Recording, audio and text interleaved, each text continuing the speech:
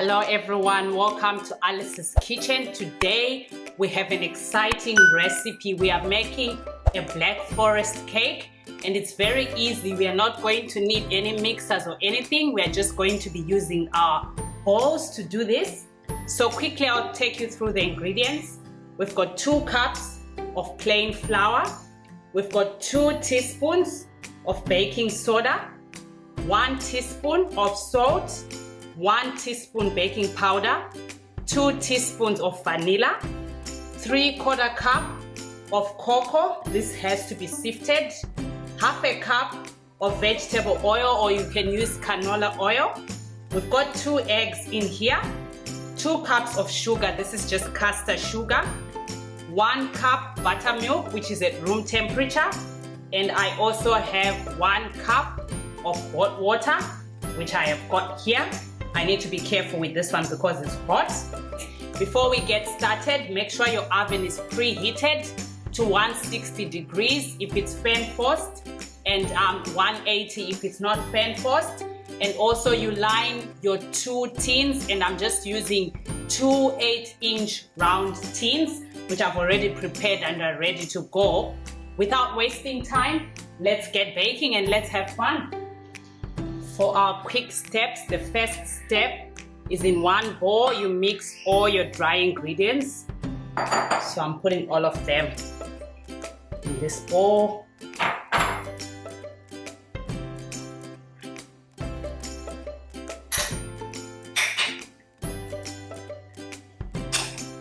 And then I'm just gonna give them a quick whisk to make sure everything is combined.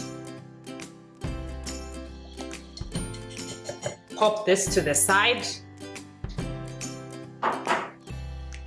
Take another bowl, and I am going to mix all the wet ingredients except for the hot water. It doesn't have to be in any order. You can just do it whatever way.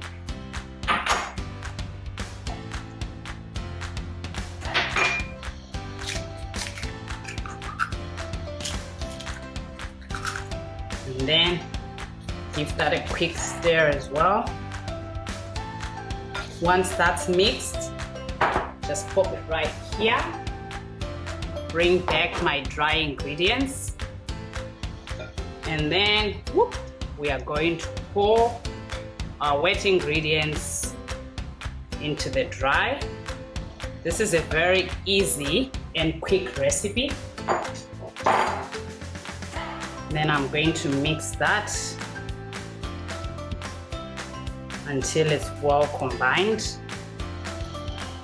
You don't want to overmix, so once you can't see your flour, that's enough.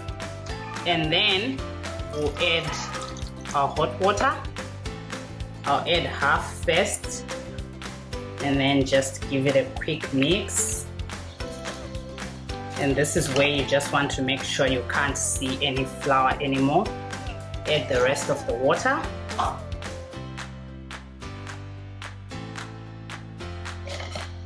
Yep, and that's enough. Ready to go now. And I've got my 2 tins, and because I'm using the spring foam, it's not always reliable, and because the butter is too thin, it can leak sometimes. So what I do is underneath in the oven, I place a tray, but make sure that these don't sit on top of the tray. They still need to sit on the wire rack. So now I'm going to pour my mixture in. And now we're going to pop it in the oven, and it will bake for 40 minutes. Or I would say start checking at 30 because ovens vary and you don't want it to be too dry. Now our cakes are done, they're out of the oven. I will let them cool for 10 minutes in the tin. Then I'll take them out and let them cool completely. And I will be back for the exciting part, which is assembling and icing them. I can't wait to show you this. So I'll quickly take you through what I'm using for my icing. Because it's a Black Forest cake and I couldn't find fresh cherries, so I'm using some cherries from the tin. I've halved them. And then in here I've got 3 cups of fresh cream which I've whipped, just mixed with 2 tablespoons of icing sugar, some raspberries that I'll use for decorating the top. I have got in here the juice from the cherries, which I'm also going to just put on the cake to make it just a bit more juicy. You can omit this is optional. And then for the outside of my cake, I've got some chocolate bark which I've made. It's not here because I need to keep it in the fridge because it's a bit warm and chocolate quickly melts. So I've got that in the fridge waiting, but I'll show you when I'll be putting it on. Let's get started.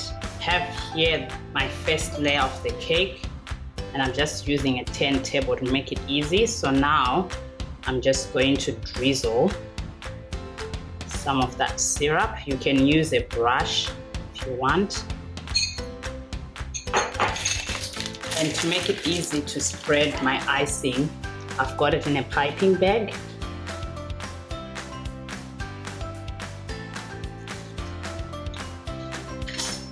And then now I will just quickly smooth that.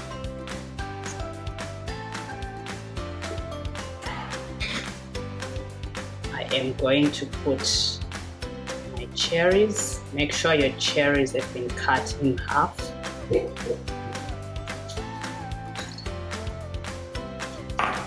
And using the back of my spatula, I'm just going to press these down gently so they can sink a little bit into the cake. It's up to you, you can have it totally covered.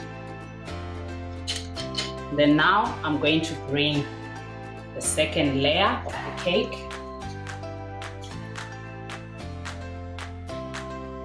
Place it on top.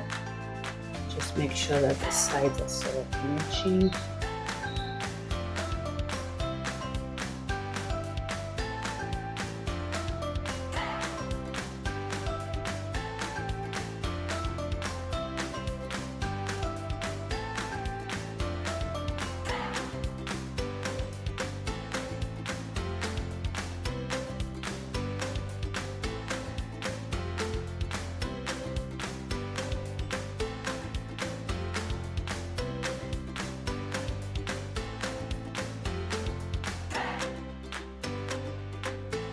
So my cake and the edges don't have to be completely smooth, like super smooth, because I'm going to put back around and also something on top.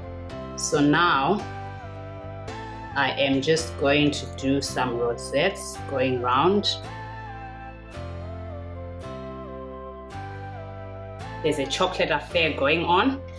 I am just going to grate some chocolate. All right. I think that's enough. Now I'll bring my raspberries and just make them sit. So if cherries are in season where you are, this is the part where you would top off with some cherries. But unfortunately, I could not find fresh cherries. On to the last bit, which is putting the bark around. So like I said, it's warm and it's melting really quickly. So I'm just gonna show you a bit, like just one corner as I do it. Then I'll quickly do it and show you the whole cake once it's done. So this is what the bark looks like.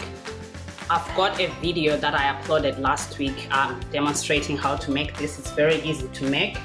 So what I'm simply doing is I am sticking it around the cake. Go.